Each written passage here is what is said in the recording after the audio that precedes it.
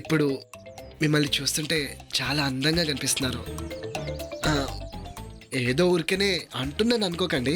మీకు ఎవరైనా boy friend లాంటి వాళ్ళు ఉన్నారా? ఉమ్, ఆ, నేను అలాంటి పిచ్చి పనులు ఏం చేయను. మా అన్నయ్య అలాంటి పనులు చేస్తుంటాడు.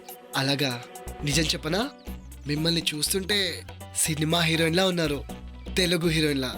అందుకంటూ అడుగుతున్నాను, మీకంటూ బాయ్ ఫ్రెండ్ లాంటి వాళ్ళు లేరా? చెప్పాలంటే చాలా మంది అబ్బాయిలు నా వెంట పడ్డారు, కానీ నాకంటూ ఓ స్టైల్ ఉందిగా, అందుకే ఏ అబ్బాయి నాకు అంతగా నచ్చలేదు. ఒక అబ్బాయి మాత్రం చాలా బాగా నచ్చాడు. వాడెంత ఎదువంటే నా నోటితో నేను చెప్పలేను బాబు. అలాగా?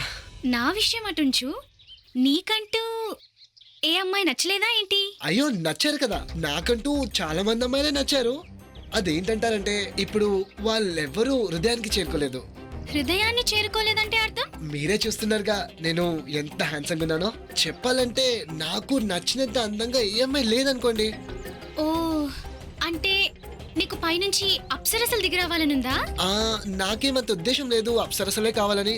నేను ఎలాంటి అమ్మాయి ఇష్టపడతానంటే బాగా అల్లరి చేసే అమ్మాయిలు, బాగా మాట్లాడే అమ్మాయిలు అంటే బాగా ఇష్టపడతాను నేను.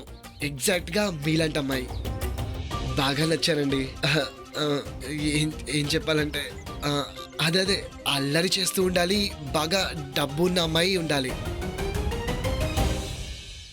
మరి నీకేమో డబ్బున్న అమ్మాయి కావాలంటే మరి నన్నెందుకు పెళ్లి చేసుకోవాలనుకుంటున్నావు? నిజం చెప్పాలంటే మా నాన్నగారు ఉన్నారు కదా, శ్రీకృష్ణ గారు, ఆయన నాకు ఇష్టం లేదంటున్నా పెళ్లి చేస్తారంటున్నారు. నాకు ఇప్పుడే పెళ్లి చేసుకోవాలని లేదు. అదేదో అంటారు కదా, పదం ఏంటి ఇంగ్లీష్లో అంటారు, మనీ మ్యాటర్, ఇచ్చి పుచ్చుకోవడం. నిజం చెప్పాలంటే మీ నాన్న ఇచ్చే డబ్బుతో నాకు పై ఖర్చులు సరిపోతాయి. మరి ఇప్పుడు మీ ఇంటి వాళ్ళతో ఏం చెప్తావు? ప్రస్తుతానికి మీ మాట ఏంటాను, పెళ్లి చేసుకుంటానంటాను. ఆ తర్వాత నేను చేసేది చేస్తాను. అలాంటప్పుడు మీ ఇంట్లో వాళ్ళతో వద్దని చెప్పొచ్చుగా. మిమ్మల్ని చూసిన తర్వాత బాగా నచ్చారు నాకు. నిజానికి నాకున్న ఎక్స్పీరియన్స్ ఏం చెప్తుందంటే, పెద్ద పెద్ద కోరికల కోసం పరిగెట్టేటప్పుడు చిన్న చిన్న వాటిని వదులుకోవద్దంటుంది. నేను ఆలోచించి పెద్ద వాటిని వదిలేస్తున్నాను, చిన్న వాటిని గట్టిగా పట్టుకుందాం అనుకుంటున్నా. ఫ్యూచర్ని వదిలేసి ప్రెజెంట్ని లవ్ చేస్తున్నా. నీకు చాలా అహంకారము, స్వార్థము నిండిపోయి ఉంది. చెప్పాలంటే నాకు నీలాంటి అబ్బాయి చాలా ఇష్టం.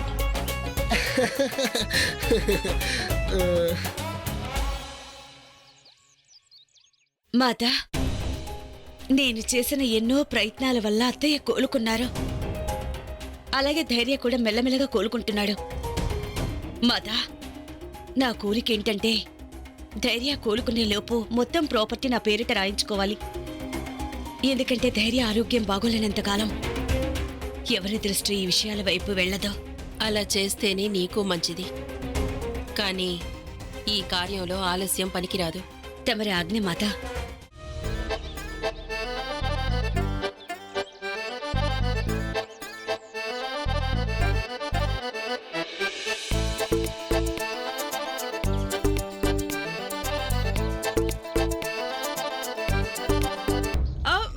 చూడండి, మాకు పెద్దగా ఏమీ వద్దు, కాకపోతే ఆ కొన్ని సామాన్లు మాత్రం మీరు ఇవ్వక తప్పదు. అయినా ఆ సామాన్లన్నీ మేము వాడుకుంటావా ఏంటి? మీ అమ్మాయి వాడుకోవడానికేగా మీరు ఇస్తారు. టీవీ, ఫ్రిడ్జ్ అయితే ఎలాగో మీరు ఇస్తారులేండి, మీ అమ్మాయి సంతోషిస్తుంది కదా వాటిని చూసి. అయితే ఇన్స్పెక్టర్ గారు, సంబంధం ఖాయమైనట్టేగా?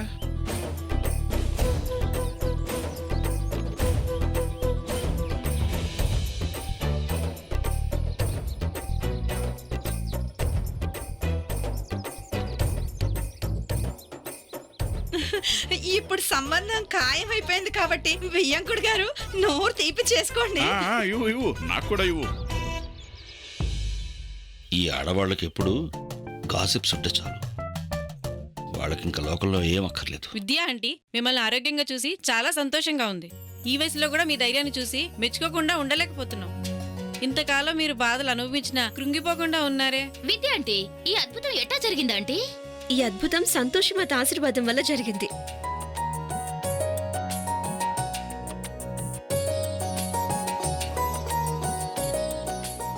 ఈ రోజు ఇలా మా ఆంటీ తన కాళ్ళ మీద నిలబడగలుగుతున్నారంటే అది కేవలం సంతోషమాత దయే.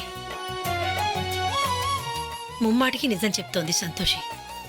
ఇదంతా సంతోషి మాత 16 శుక్రవారాల వ్రతం వల్ల ఆమె ఆశీర్వాదం వల్లే సాధ్యమైంది. సంతోషి మాత నా జీవితంలోకి రాకపోయింటే ఇంకా ఎన్ని సంవత్సరాలు నేను ఇలా కుర్చీలోనే గడపాల్సి వచ్చేదో తెలీదు. ఒకవేళ ఆ మాత ఆశీర్వాదం వ్రతాలలో ఇంత శక్తి ఉంటే నేను కూడా ఈ వ్రతం చేస్తా. నేను కూడా ఈ సంతోషి మాత వ్రతం చేస్తానంటీ. పూజ అయితే చేసుకోవచ్చు, కానీ ఒకటి ఆలోచించు. ఇలా సంతోషి మాతలో ఇంత శక్తే ఉంటే ఆమె ఆంటీని నయం చేసి ఆమె కొడుకుని ఎందుకు ఇంత జబ్బు పాలు చేసింది? ధైర్య సార్ జబ్బు పడింది సంతోషమాత కారణంగా కాదు.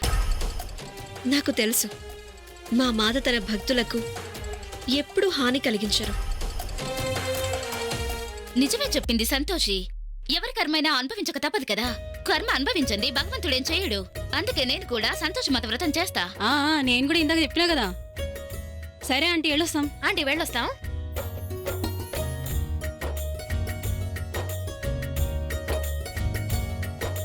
కాకా, నేను మీ ఇద్దరితో చాలా ముఖ్యమైన విషయం చెప్పాలి. చెప్పమ్మా. కాకా, నాకు తెలిసింది ధైర్య సార్ జాతకంలో శని మహర్దశ నడుస్తుందని. మనం వీలైనంత త్వరగా దీనికి పరిహారం చేయాలి. సంతోషి, నీకు నిజంగానే దీనికి పరిహారం తెలుసా? కాకా, ఈ రోజు నాకు మహాజ్ఞాని అనే బాబా కలిశారు. ఆయనే నాకు దీని పరిహారం గురించి చెప్పారు. మీరు ప్లీజ్ ఒక పని చేయండి, త్వరగా పంతులు గారిని రమ్మనండి. అన్ని నియమాల్ని అనుసరించి నేను పరిహారం చేయిస్తాను. ఏమండి, సంతోషికి అంతా తెలుసంటోంది కదా, మీరు త్వరగా పంతులు గారిని పిలిపించండి. నేను ఇప్పుడే వెళ్తాను. ఆంటీ, నేను ధైర్య సార్ని పూజకి సిద్ధం చేసి వస్తాను. అలాగేనమ్మా. ఇది మీరు పూజ గదిలో పెట్టేయండి.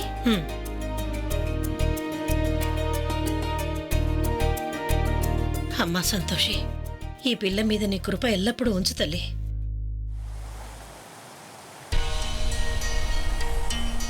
మాత, దేవర్షి సంతోషికి ఉపాయాన్ని చెప్పారు కదా, నాకెంతో నమ్మకంగా ఉంది మాత. నారదులు వారు చెప్పిన ఉపాయాన్ని సంతోషి ఎంతో నిష్టగా పూర్తి చేస్తుందని. సంతోషి భక్తిని చూసిన పిమ్మట శనిదేవులు కూడా ఆమెపై కృపను చూపించకుండా ఉండలేరు. మీరు దిగులు చెందకండి గోమాత. శనిదేవులు న్యాయానికి అధిదేవత. ఆయన అన్యాయం జరగనివ్వరు.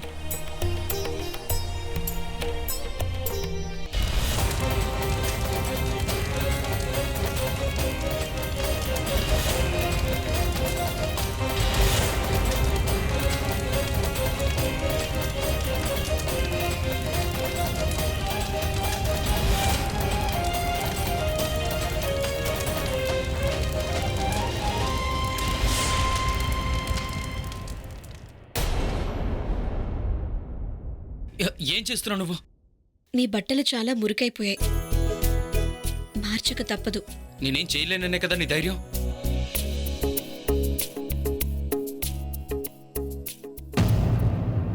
ధైర్య, ఏమైంది బాబు? అంతలా అరుస్తున్నావేంటి? చూడండి ఆంటీ, ఆయన బట్టలన్నీ మురికైపోయాయి. 4 రోజులుగా ఈ బట్టల్లోనే ఉన్నారు. నేను మార్చుకోవాలి అంటే కోప్పడుతున్నారు. సంతోషి అన్నది నిజమే కదా ధైర్య. ఈ మురికి బట్టల్లో నీ కూడా చాలా అనీజీగా ఉంటుంది కదా ధైర్య. ఒకవేళ నర్సుండుంటే తనైనా బట్టలు మార్చేది. సంతోషి, ధైర్య ఏమన్నా పర్వాలేదు, కానీ తనకిప్పుడు బట్టలు మార్చడం చాలా అవసరం.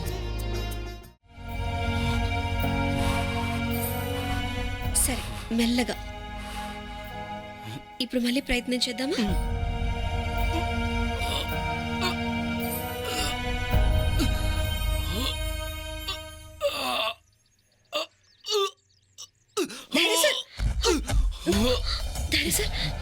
దెబ్బలేం తగలేదుగా? దూరంగా ఉండు నువ్వు. నీకు అర్థం కదా, ఇదంతా నీ వల్ల జరిగింది.